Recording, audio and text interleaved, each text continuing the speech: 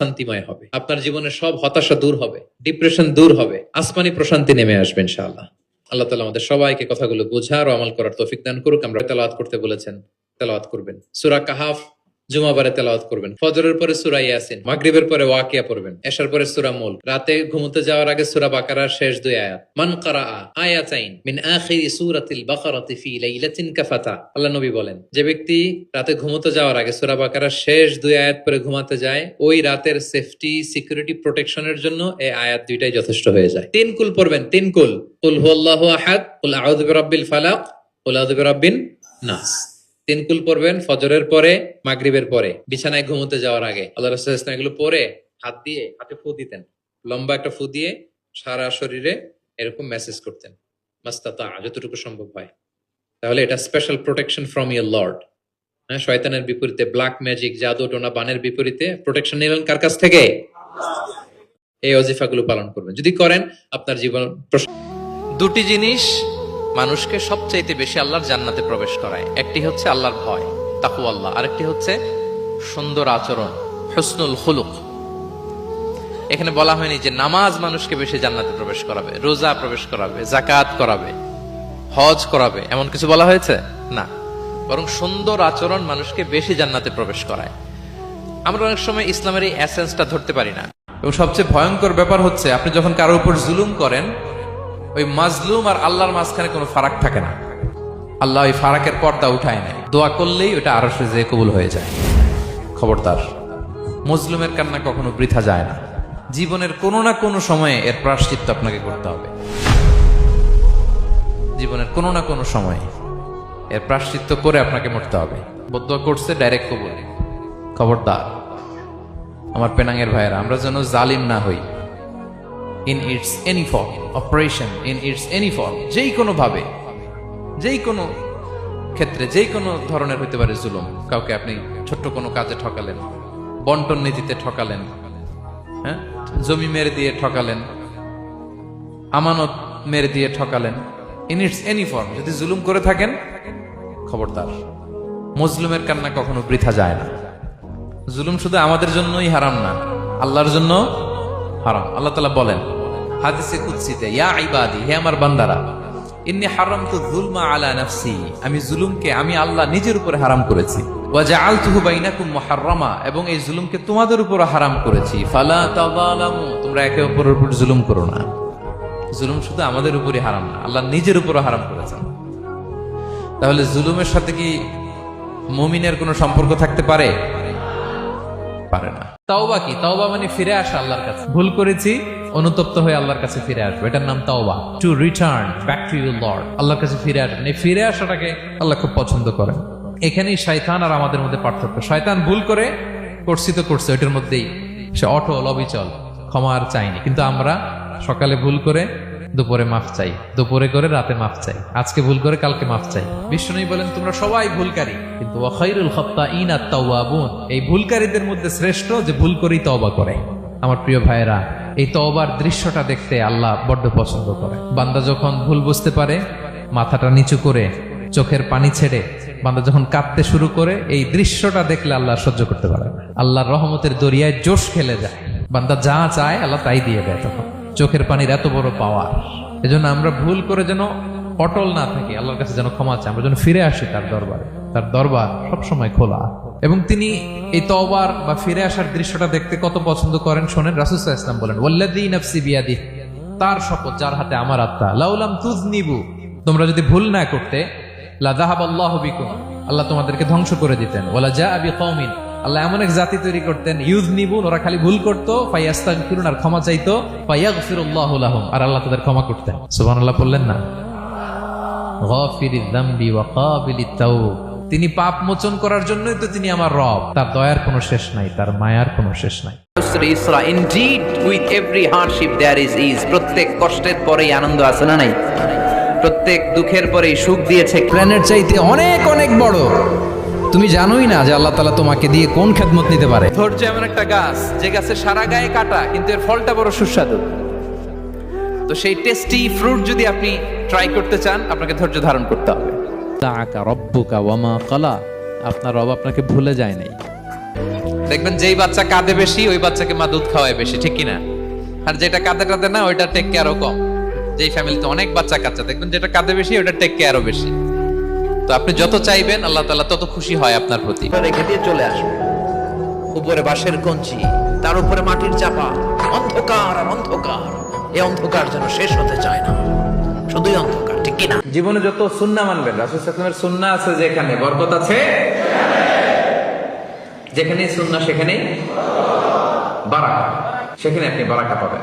যে কোনো সুন্নাহ, like Sunnah of eating, Sunnah of sleeping, Sunnah of travelling, Sunnah of trading, খাওয়া, ঘুমানো, সফর করা, ব্যবসা, কাজ করা, যে কোনো কাজের ক্ষেত্রে সুন্নাহ মানলেই ওটার মধ্যে বরকত আছে না নাই?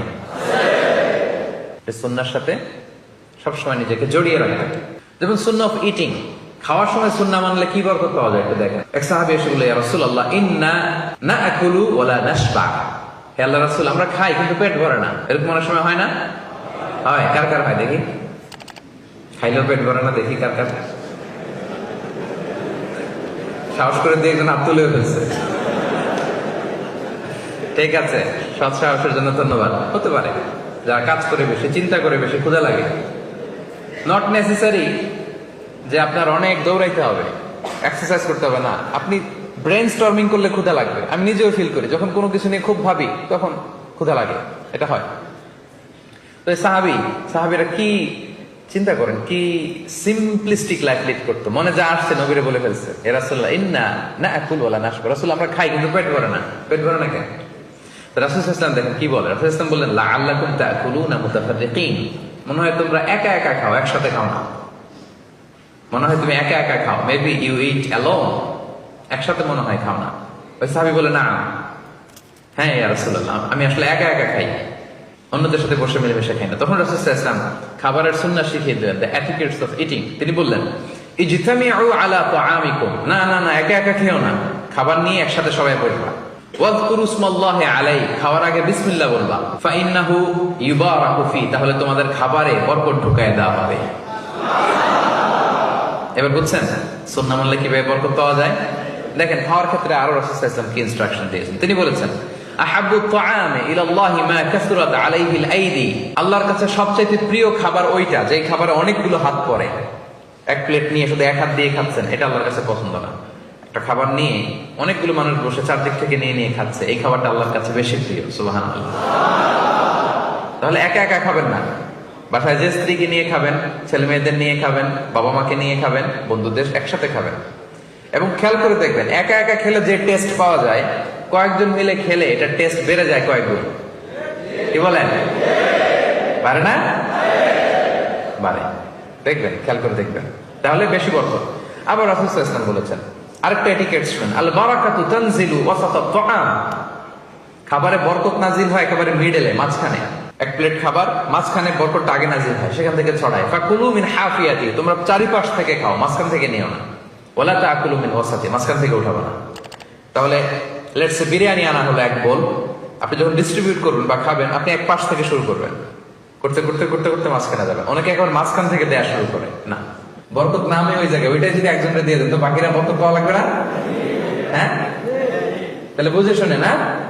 আচ্ছা, মাশাআল্লাহ, এই তো বুঝতেছেন। আরো কি বলেছেন রাসূল সাল্লাল্লাহু আলাইহি ওয়াসাল্লাম, তুআমুল ওয়াহিদি ইয়াকফিল ইসনাইন। দেখেন আমাদের ইসলামিক ভ্রাতৃত্ববোধ কত সুন্দর। একজনের খাবার দুইজনের হয়ে যায়, রাসূল সাল্লাল্লাহু আলাইহি ওয়াসাল্লাম বলেছেন। তুআমুল ইসনাইনি ইয়াকফিল আরবাআ, দুজনের খাবার চারজনের হয়ে যায়। তুআমুল আরবাআ ইয়াকফিল আস-সামানিয়া, চারজনের খাবার আটজনের হয়ে যায়। এটা আমাদের ভ্রাতৃত্ববোধ। একটা বঙ্কুস চাইলে দুজনে খাওয়া যায় না? কথা কন না কেন? নাসি গোরেং আইয়াম, মজা করে খাইয়াম। তো নাসি গোরেং আইয়াম নিয়ে আসছেন আপনি এক বক্স, এটা দুজনে মিলে খাইলে হবে না? হবে না? এটাই শিখেছে ইসলাম আমাদের। আনলাম, তুমি একটু আমি একটু, ভাগ করে হয়ে গেছে খাবার। দুইজনের খাবার চারজন শেয়ার করা যায়, রাসূল সাল্লাল্লাহু আলাইহি ওয়াসাল্লাম বলেছেন। চারজনের খাবার আটজন শেয়ার করা যায়। আলহামদুলিল্লাহ পড়েন। কি সুন্দর এটিকেটস তিনি আমাদেরকে শিখিয়েছেন। তাহলে আমরা জানলাম, এটা তো শুধু খাওয়ার ক্ষেত্রে আমি বললাম, এরকম সব কিছুর ক্ষেত্রে রাসূল সাল্লাল্লাহু আলাইহি ওয়াসাল্লামের সুন্নাহ আছে না? ফলোইং সুন্নাহ, সুন্নাহ মানলেই বরকত নেমে আসবে। প্রতিদিন সকালবেলা, সন্ধ্যাবেলা, ওয়া ইনদামা ইয়াযহাব ইলা ফিরাশি, আর রাতে যখন বেডে ঘুমাতে যেতেন, হাত দুইটা এরকম করতেন, করে তিনি সূরাতুল ইখলাস পড়তেন, সূরাতুল ফালাক পড়তেন, সূরাতুন নাস পড়তেন। এই তিনটা সূরা পড়তেন। এই তিনটা সূরাকে একসাথে বলে তিন কুল। কি বলে? কুল আস-সালাসা। কারণ এই তিনটা সূরার শুরুতে কুল আছে না নাই? তিন কুল পড়ে বিশ্বনবী হাতের মধ্যে ফু দিতেন। ফু দিয়ে মাথা থেকে শুরু করে মুছতে মুছতে মুছতে মুছতে পা পর্যন্ত মুছতেন, হাত মুছতেন, সারা দেহের যতটুকু সম্ভব বিশ্বনবী সারা দেহের মধ্যে এই তিন কুল পড়া হাত দুইটা দিয়ে সারা দেহের মধ্যে বিশ্বনবী হাত বুলিয়ে দিতেন, মেসেজ করে দিতেন সুবহানাল্লাহ। সকালে, সন্ধ্যায়, আর রাতের বেলা বিছানায় গেলে। এটা protection from all the bad আইস। যত হিংসুক চক্ষু আছে, যত ভূত পেতনি আর শয়তানের অনিষ্ট আছে, সব থেকে আপনাকে রক্ষা করবে কে? এজন্য প্রতিদিন এগুলো পড়বেন। কি কি পড়বেন? এরকম হাত দুইটা মিলায়া সূরা ইখলাস, সূরা ফালাক, সূরা নাস, তিনটার বলে একসাথে তিন কুল। কি বলে? আজকে থেকে এটার আমল করা যাবে। মা আয়েশা যখন অসুস্থ হতেন, বিশ্বনবীর কাছে যে বললেই বিশ্বনবী বলতেন, আয়েশা হাত দুইটার একসাথে করো, সূরা ফালাক পড়ো, ইখলাস পড়ো, নাস পড়ো, ফু দাও আর সারা দেহে মেসেজ করো। সুবহানাল্লাহ পড়েন। বিশ্বনবী একবার সেজদায় আছেন। কিসে আছেন? চিল্লায় এখন। সেজদা অবস্থায় লাদাগাতহু আকরাব, একটা বিচ্ছু পোকা এসে বিশ্বনবীর হাতের মধ্যে কামড় দিয়েছে। বিচ্ছু কামড় দিলে খুব আরাম লাগে না? হ্যাঁ, বিষাক্ত, পয়জনাস, ভ্যানামাস। বিশ্বনবী ব্যথা পাচ্ছেন, প্রচন্ড ব্যথায় বিশ্বনবী অস্থির। বিশ্বনবী বললেন, লাআনাতুল্লাহি আলাল আকরাব, এই বিচ্ছুর উপর আল্লাহর লানত। এটা মুসল্লিও চিনে না, নবীও চিনে না, কোন জায়গায় কামড় দিতে হবে এটাও জানে না, কিন্তু কামড় দিয়েছে, ব্যথায় কাতরাচ্ছে। বিশ্বনবী বললেন, লবণের পানি গরম দাও, আঙ্গুলের উপরে ঢালো।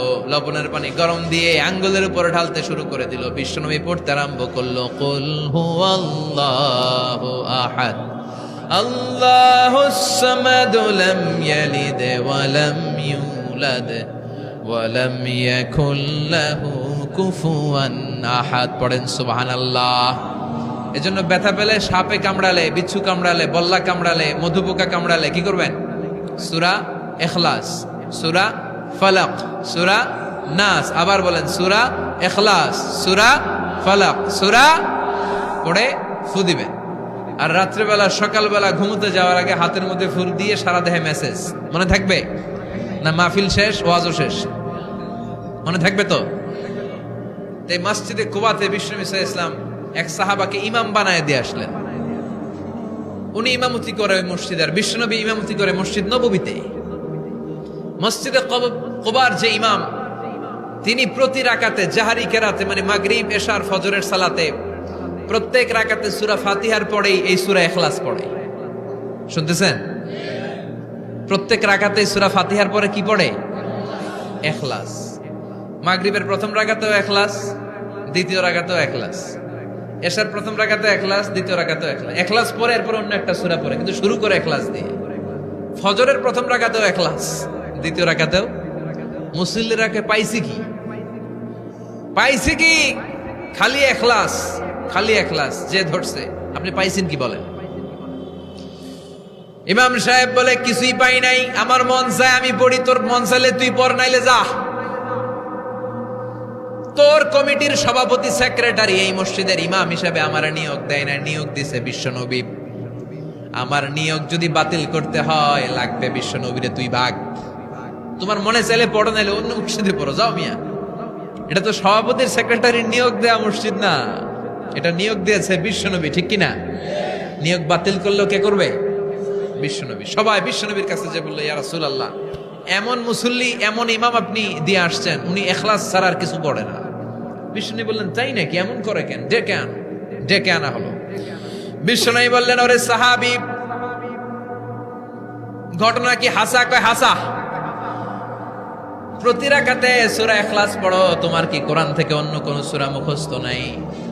সাহাবী বলে, নবী, সব মুখস্থ আছে, কিন্তু এই সূরাটা আমার পড়তে ভালো লাগে, কারণ ফিহি সিফাতুর রহমান, এই সূরার ভেতরে আমার আল্লাহর পরিচয় আছে গো নবী।